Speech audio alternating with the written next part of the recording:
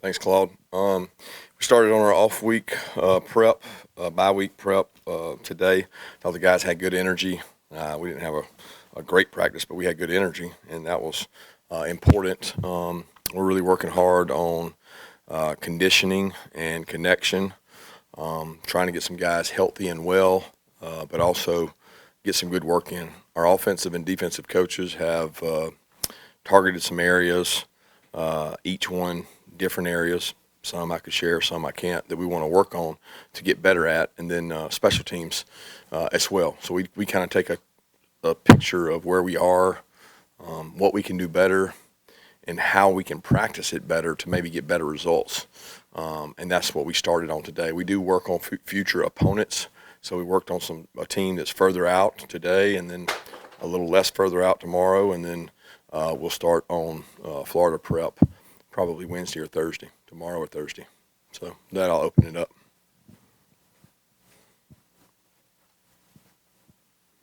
Coach, how far along was Lawson? I know he's played in the last couple of games, and you mentioned him briefly in the post game. Where's Lawson Luckie at in his comeback? And can you fast track a guy like that? Is that a good term, or is that not really? You don't fast track an injury, really any injury. You do what the medical staff tells you and what the body tells you. Lawson's done a fabulous job rehabbing from his, and Lawson's a really tough kid. Both parents were college athletes. He's not afraid of work, and he's done a great job. So I still don't think Lawson's 100%, if that's what you're asking, but he is definitely, he's been cleared to play. Technically since Auburn, he's been cleared to play, but he just hadn't quite been ready to play. Yeah, Coach, going back and watching it seemed like the playing surface might have been an issue, guys slipping, multiple injuries. I'm just curious your thoughts on the playing surface Saturday. Yeah, I don't get much into that. I hadn't read that anywhere, seen that anywhere. I mean, we had guys slip. Sure, we have guys slip every time we play on turf. There was a game. I can't remember who Kentucky was playing, but I counted like 15 times people slipped in one of the Kentucky games before we played them, and I thought, well, that was Kentucky at home. I think just traditionally, a lot of our college teams don't practice or play much on turf, and when they do. They traditionally have they slip more. We did a big surface study last year that we're looking into to get our indoor better up to date, because ours is I think on year 9 or 10 and maybe 8 or 9, and we're looking at this monofilament that more of the NFL teams are going to. That's actually what Vandy has, I think. So it's very standard. Coach, a lot has happened with Brock since we last talked to you up in Nashville. Just wondering if you can kind of be specific with us on what he's dealing with. Was it in fact the tightrope surgery? And then, obviously, you're talking about a guy like him with unlimited NFL potential. How are you weighing that against trying to come back and win a championship? Yeah, I don't think it's much about any of that as it is. The more I've learned, and I've slowly become a bigger expert on this tightrope surgery, not because of Brock, because we've had multiple other guys, and so have other teams. I've talked to Hugh Freeze, Shane, several of the guys, in our conference have dealt with this injury. It's much more common. It's all over the NFL, so it's happening at a higher rate, I guess you would say, and a lot of studies have been done on it. And philosophically, to get healthy, you need to, get back moving that ankle as soon as you can, meaning get on it, get weight bearing, move around. And we've had guys going through this process. So Brock will take on that same rehab process, and his surgeon and Ron will work together on that, and it won't be done any different. The key is that we are trying to get him back healthy. There is no timeline for when he comes back to play. The timeline is when he's healthy. And I don't think you can put a timeline on it, because historically there's been guys that came back really fast, and there's been guys that come back really slow. Each one's been different. Kirby, do you have an update on Xavier Truss? Was his a high ankle sprain also? And what is the availability for him with Florida and Amarius Mims as well? Yeah, don't know.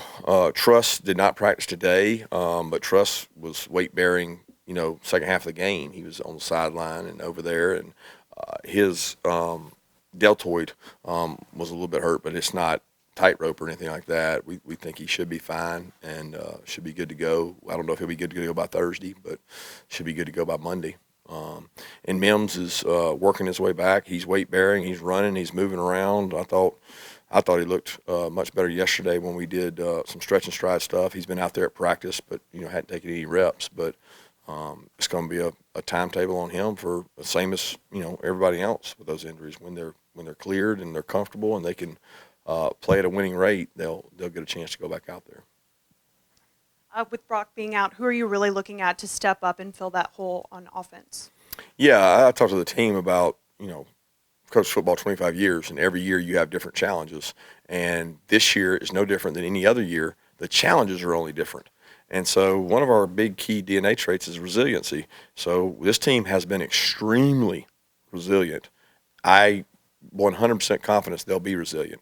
And if they think that one guy's going to replace Brock Bowers, they're wrong. And if anybody thinks they got to be Superman, they don't need to be on our team because they'll be disappointed. Superman is not real. He's dead. He's not alive. So he's not real. So you can't try to be that guy. So there's no player that we're asking to step up and do more than you can. That's a collective effort. Every player is going to do more. That includes defense, getting turnovers, special teams getting better field position, other guys' opportunities to touch the ball and make the most of it. Kirby, was Kendall able to go today? Just what's the latest on him? He did some stuff. He was able to go out there and practice. I feel good about Kendall. It was not a high rep day for him, no, but he was out there, and I'm pretty sure he went. I think he did. Hey, Kirby, have you spoken with Brock after surgery and just mentally and emotionally, how's he doing? I'm sure this is a tough thing for him to be going through. Brock Bowers is great. Brock Bowers is rock solid. He wanted to get the thing done as soon as he found out it had to be done, and we were able to expedite that process, and he's great. He's looking everybody in the eye today and wishing he could be out there. So he's in great spirits. He's got great family. He's got great heart. He's a warrior, so he'll handle it the right way. Yeah, Coach, you had a chance to evaluate him. Just curious how you thought Monroe Freeland, responded to having to get thrown into action. Yeah, you get thrown in there, and it's great because about 3 weeks ago I called him in and told him, I said, Monroe, you realize you're one play away, and every rep you take in practice, you should be imagining that you're, road game in there on the stadium and ready to go. And sure enough, it happened. And I thought he did a good job. There's a lot of things he could work on, but, there's butterflies in that. Fortunately, he had gotten to play in some games, but not in that situation. So I was thrilled that he got to go out there and get some confidence and go play. He's a really good athlete, and he's a worker, so he'll work really hard to get better. Coach, you've obviously spoken with a lot of admiration for Brock, not just the player, but the person. So for you as, not the coach, but the person to see him have to deal with this, what is that like for you? Well, it's hard on me for Maurice Mims. It's hard on me for Lawson Luckie. It's hard on me for Branson Robinson. So I don't mean that in any negative way towards Brock, but there's a lot of guys on our team that have been dinged up and hurt. Ty Ingram Dawkins hadn't been able to go the entire year. He went one game, I guess, and then we had to shut him down. So, Brock's aware that other guys have to deal with this too. And we have, at one time, I think 7 or 8 starters that had been out, and I have empathy for all of them. Not one more than the other. I don't look at Brock's as more significant because he's a greater player asset. They all have value. We got walk-on kids that are having to have surgery. So it's tough anytime a player loses practice time and play time. I know earlier you said there's no Superman, especially when it comes to replacing a guy like Brock. But with Oscar Delp stepping into a bigger role, what do you tell him and what have you seen from him as he gets sort of prepared to do that? Obviously, knowing that he shouldn't feel the pressure to try and be Brock Bowers. Yeah, he's not in a bigger role. He's in the same role he was in, which is to help our team. I don't believe that for 1 second that he's in a bigger role. The plays that you design, guys, I think y'all think of them as Brock plays. There are a lot of positions that can be in those spots. Delp could be in those spots. Dom could be in those spots. Dylan Bell could be in those spots. Marcus Roseby could be in those spots. Our offense is not built around like one person doing one thing. It's built around plug in, and you can do it in 10 personnel. You can do it in 11 personnel. You can do it in 13 personnel. And I think every offense that's a good offense is that way. Because if you limit yourself to just one player, then I mean we've had scenarios and catastrophe plans that are like, what if this happens in a game? What is our answer? We went immediately to that answer and said these are the things we have to do. So I'm not going that route on the Oscar Delp thing, because Oscar Delp's got to do what he's always done, is play as hard as he can and play winning football. Coach, a two-parter for you. One, after the game, you mentioned how Coach Bobo needs guys available to work him into the scheme. How is Ladd doing on the comeback? He's an explosive player. And then two, just initial thoughts on Florida. I know you haven't dove into that game plan yet. Yeah, I can't give you comments on Florida. I've been able to watch a couple games, and I've watched other teams, and I'll watch more as the week goes. As far as Ladd, he did well today. He practiced today, and probably did more today than what he's done on the Tuesdays in the past. But he also had Monday and Sunday off, so feel good about where he's at, but also his day-to-day. Yeah, Coach, I believe in your opening statement you mentioned some objectives for both offense and defense that you're willing to, reveal. What are some of those things you want to see this team get better at? Well, the obvious, the areas that we can improve in defensively, red areas, a key area, and forcing more turnovers is a huge area. Offensively, the ability to run the ball and be explosive running the ball. We want to continue to do that and improving in the red area where we've had games that we were elite offensively in the red area. Then we've had games where we were forced to kick field goals, and it usually came by way of losing first and second down, not really third down. So those are areas that we can get better at, and special teams is kind of one by one. There's some things we can do better.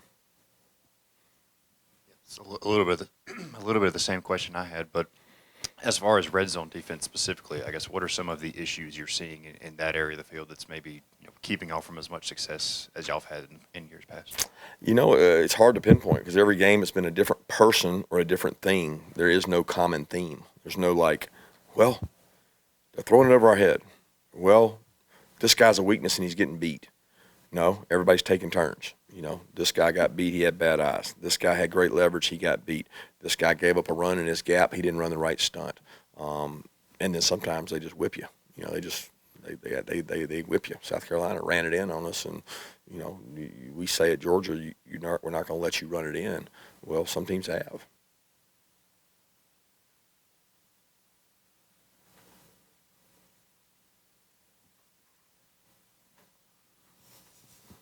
Yeah, after getting a chance to review the tape and seeing him now start 7 games, what is your impression of Carson Beck and how he's grown to this point in the season? Yeah, he plays very consistent winning football when he plays within the system. I think sometimes when he tries to do too much, he gets himself in trouble.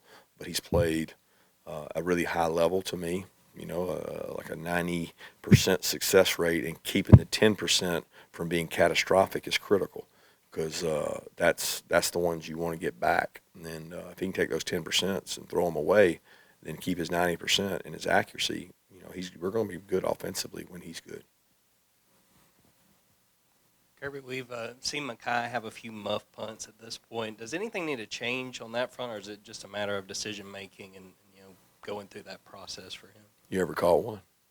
You ever caught a rugby left-footed in the wind? I have. I'm glad I'm not back there, and I'm glad Muse is. So I trust him, and I think I got a lot of confidence in him. But until you've gone back there and seen Tim Wakefield's knuckleball do this through the wind, because the other option is don't catch it. I don't think that's a good option either because the ball rolls. So check college football right now to see how many drops and fumble punts there are. They're not your traditional kickoff, and they're not your traditional spirals. They're really hard to catch, and I'm proud of what he's done. We talked with Smile after the game. Can you comment on his performance to this point in the season? And one thing Smile told us was there were some communication breakdowns that are pretty uncharacteristic for your defenses. Can you comment on those two things? Well, I don't know what he's referring to. When you say communication breakdowns, I don't. We didn't have a bust in coverage. We just had a rule that two guys were on the same page. I wouldn't call it a bust. But Smile's been a good leader. Smile's closer to 100%. I think he played early in the camp on an injury that, a lot of people take a long time to come back from. I think he made it back in 4 months and was able to go play early in the season. And he's like, the early season was like his camp. He didn't get a camp to go through, and he's back up to speed and doing a good job. And I think he's really wanting to have a good back half of the season and play more physical and play faster. So counting on him to do that. Kirby, you guys have gone without impactful offensive players the last couple of seasons due to injury. Is that something you guys can lean on in terms of knowing that, Bowers is different, obviously, but is there anything instructive about that? I don't know. I don't know that I would agree with that statement. We've always had somebody that was impactful. I think you may be referencing George or some of those guys, but we've always had other guys that were impactful, and I still think we have impactful players on our offense now. So we've got good football players, and our guys are excited for the opportunity, and we got good coaches that'll find ways to get good players of football. Kirby, how confident would you say you are that Brock will be back in a Georgia uniform at some point this season? You really think I'm going to answer that question?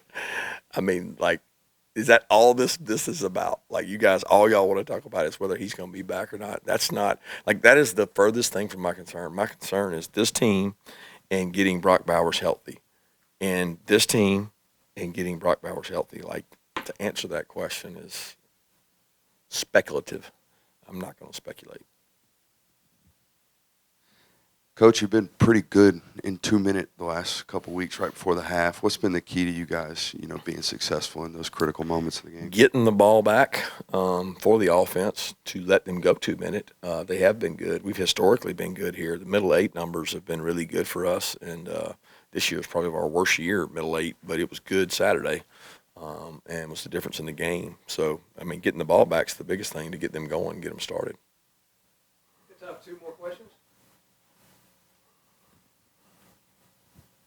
I know I'm sure you do your best to ignore it, but there's been a lot of doubt cast on Georgia's way losing a player like Brock. Is that maybe something you guys can use as fuel to sort of, say, hey, we're more than just one great player on this team? I don't know. You said it. I mean, I don't think we need that to have motivation or I mean, the motivation is to be great. I don't know if it creates that edge or what, but I'm just focused on what we're going to do tomorrow. Coach, it's always hit or miss when that bye week falls. You kind of laid out the plan for the staff, for the players, obviously kind of a different routine. What's kind of the focus you want them to have kind of the back half of the week going into next week? The back half of the week will be about Florida. The front half of the week will be about us. And the focus is on us and how we can get better. Thanks.